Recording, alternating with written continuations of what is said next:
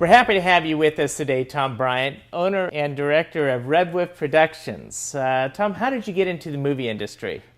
It's actually a long story. I'm of an age where my family didn't own the first TV on the block, but we did own the first color TV. And that became, we were the center of attention. Everybody came to watch television at my house. And so at a very young age, I realized television and movies were really powerful, and it created a desire to do that. And when I got into high school, I took a filmmaking class, and then I went off to San Jose State and got a degree in television and film production, moved to LA and tried to break into the business down there, and was down there for many years. Came back to the San Francisco Bay Area and taught video production at a high school in Fremont, Kennedy High School.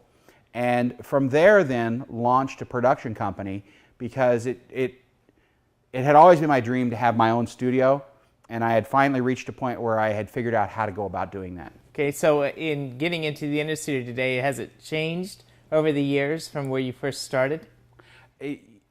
Film and television is an ever-changing industry.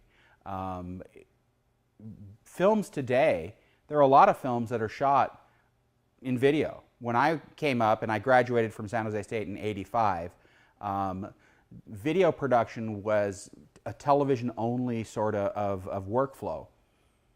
These days, with high-definition video and things called Red 1 cameras and all of these different types of things, there are films being shot in the video environment that are then released. We're headed towards a completely non-film workflow. Well, it seems like we've come a long way moving from video into the digital age today. It's been amazing what I've seen just since graduating in '85. The change in the tools, well, first of all, computer editing, all those sorts of things were unheard of, and it's amazing. Okay, so now you're also doing television commercial productions.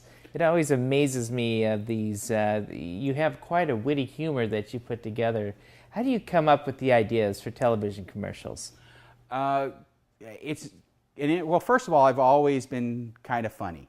I don't know, people sometimes are. I don't know how their circumstances make them funny, but I've always liked to tell jokes and tell funny stories and that sort of thing.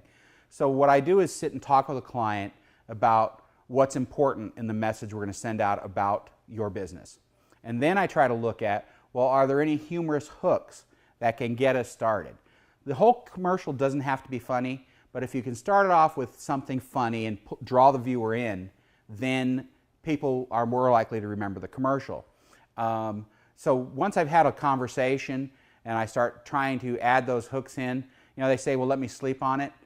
That's actually how my creative process works. I'll have gathered all the information I can, and over the next night or two, I'll be sleeping, and in the middle of the night, I don't want to say I dreamed the commercial, but there's this sort of half asleep process that'll go on at 2 in the morning where I go, that's what's funny, that's what's going to sell the message, and so between 2 and 4 in the morning is when I've usually written most of my commercials.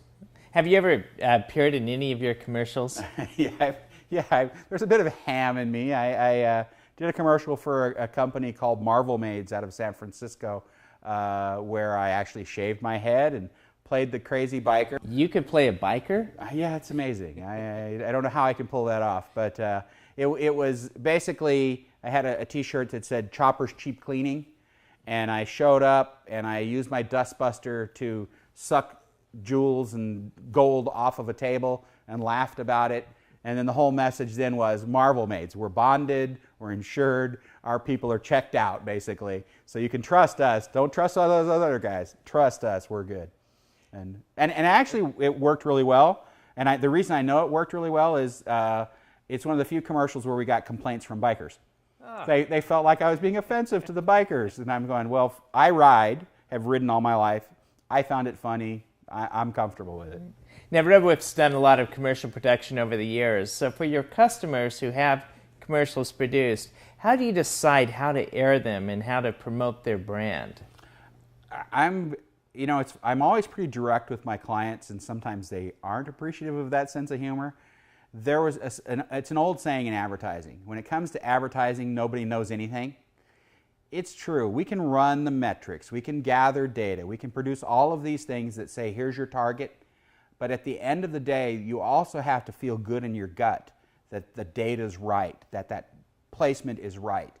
And we've been pretty good about interpreting not only the data, but a feeling of shows and networks that fit for our client.